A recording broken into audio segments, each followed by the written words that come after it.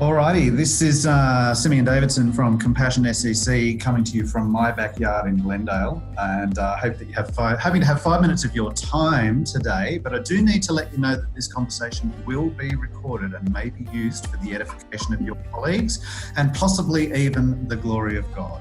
Am I speaking with Viv Hughes? Correct, you Oh, are. wonderful. Thanks for joining me this morning, and thanks for being prepared to take part in this interview. So just to get the ball rolling, what do you have for breakfast, Viv? Sultana bread and coffee. Very good. How do you take your coffee? Sorry? How do you take your coffee? Oh, well, I prefer a cappuccino, but a brewed coffee with milk is a good substitute when you're at home. Fair enough. And does that coffee order change through the seasons? No. No. Oh, I occasionally enjoy a nice coffee. That's always good. Very good, very good. And Viv, what's your favourite style of music? Well, I just love music. I don't really have a favourite style. I have two unfavourites, I guess. Two unfavourites. Two unfavourites, which would be opera and country and western. Two More extremes. common than I thought. But even some of those are okay. Yep. Think, if you're in the I used to work in a Western record- works. I used to work in a record store, and we had a country and western section, and a girl came in one day and she said, she was looking at the country and western. She said, I'm looking for a song, and I don't know who sang it. I said, okay, so what's the title? Oh, I don't know that either. You know the words? No, I don't. So how does it go? And she went, boom, but Oh no. no, can't help. Yeah. And even if you'd asked her what it was about, she probably would have just said it's a song that makes you cry. But isn't that what all country is about? But anyway, hey, what led you to Compassion as a workplace, Viv? Well, I had actually never heard of Compassion, apart from, I think, the only mention of it I'd ever heard is when Michael Kauke got a job there and left Rema. Yep. Or here, I should say. Rema advertised the job, and a friend of mine told me about it, and I really was looking for something along those lines to work in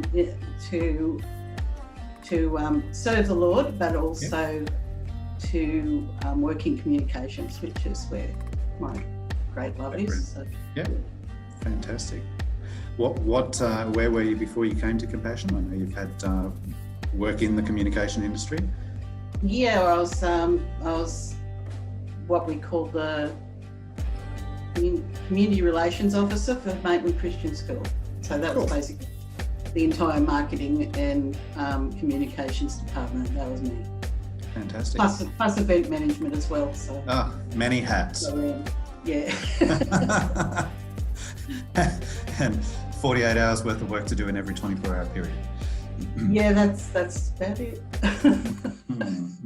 So, how long ago did you become a Christian, Viv? 25th of January 1981. There you go. Very good. And is there a particular person who was instrumental, apart from Jesus, instrumental in your journey to faith or helped you along the way? Yeah, I met a young bass player who spent his entire 6 weeks annual leave leading me to the Lord. Wow. And I ended up marrying him, so Yeah. worked out well in the long run. And I take it he wasn't playing the bass line of a country and western song. No, Oh. yeah, actually, it was a blues band, that one. Cool, very good.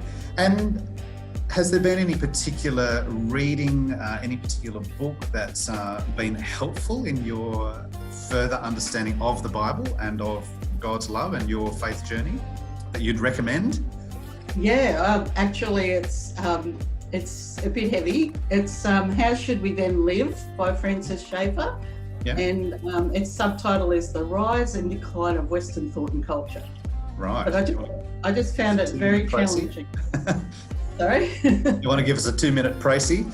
Oh, yeah. So it basically looks at how Christianity has affected our art, science, religion, technology, our culture, our legal systems and things like that. How we're starting to turn against it and what we need to do in terms of that, and just a greater understanding of all of the crazy things that happen in the world around you, which is very good to have, because it puts the Bible into context in terms of what it actually means when you're talking about, when this was written, there was no mobile phones, but if you're talking about mobile phones and laptops and social media and all sorts of things like that just didn't exist when the Bible was written. Communism, capitalism, all these things weren't around then. So this particular book helped us to, and Brian and I actually read it together, helped us to sort of formulate an understanding of Jesus and Christianity in the context of the world in which we live. And of course, as I said, even when the book was written, some of those things didn't exist, but you can actually extrapolate from there. I was going to say it'd be interesting to extrapolate forward, to read it again and extrapolate forward into the current climate, new technology, and to see, any further kind of thoughts and implications around that. But anyway, so the name of the book again, is? How Should We Then Live by Francis Schaeffer. Look out for it.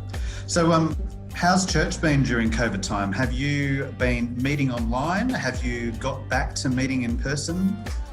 No, we haven't actually been to church in person since March, and been online, and it's wearing a bit thin actually. I'm looking forward to getting back to being with people and worshipping God again, which even if we go back to church now, I don't think that's actually an option. Well, not worshipping in vocal song anyway, in other ways. So yes, it's a long road and a bit frustrating, but yeah, it's great. It's great that we have the tools at hand to still be able to meet, even individually. But yes, when you're doing it for work, when you're doing it for connect groups, and when you're doing it for church, it becomes a bit passé. Is there a particular country that Compassion works in that you have an affinity for or a particular interest in? Well, I've only been to Rwanda, and I particularly love the people in Rwanda. They're so resilient, and I really do feel for them. They've been through some horrendous things, and they're still living that out. Basically, anybody under the age of 30 has very strong memories of that time when the genocide happened. Yeah. And so I have a heart for Rwanda, but I also the first sponsored child I sponsored was in Guatemala, and that was because ever since I was first a Christian, I've really had a soft spot for Central America, and I think if somebody had ever offered me the opportunity to actually go there and work at some stage, I would have put my hand up for that. But I never actually, I suppose, pursued it. I would have been good to learn Spanish or something. Felipe. Yes, I suppose having a heart for something and actually putting the work into it. Yeah, that's right. Every now and again, Sam and I start a conversation with 3 words of Spanish, and then it dies out for both of us. So it would break your heart to see those COVID updates and how much Latin America is struggling with what's happening there. Yeah. So, probably running out of time, so need to ask a very important question. Have you purchased any Christmas presents yet? Absolutely not. I do have a couple of weeks of leave coming up, and I like to purchase Christmas presents is to take some time myself or by myself, Yes. and go and do it. Very good.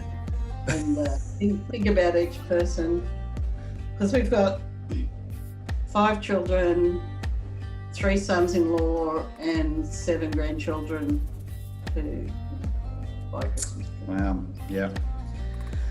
And if you could escape all of them and live anywhere else in the world other than beautiful Singleton, where would it be? Well, Guatemala. actually, if I could live anywhere else other than Singleton, it'd probably be Maitland. Big dreams, Viv, big dreams. My big dream at the moment, sell this house and buy another one in Maitland. Oh dear. Well, it's been wonderful catching up with you. Thanks for sharing a bit of your life and your history. And yeah, have a great rest of your Wednesday. Thank you, Simeon, and thanks for calling. Alrighty. Bye.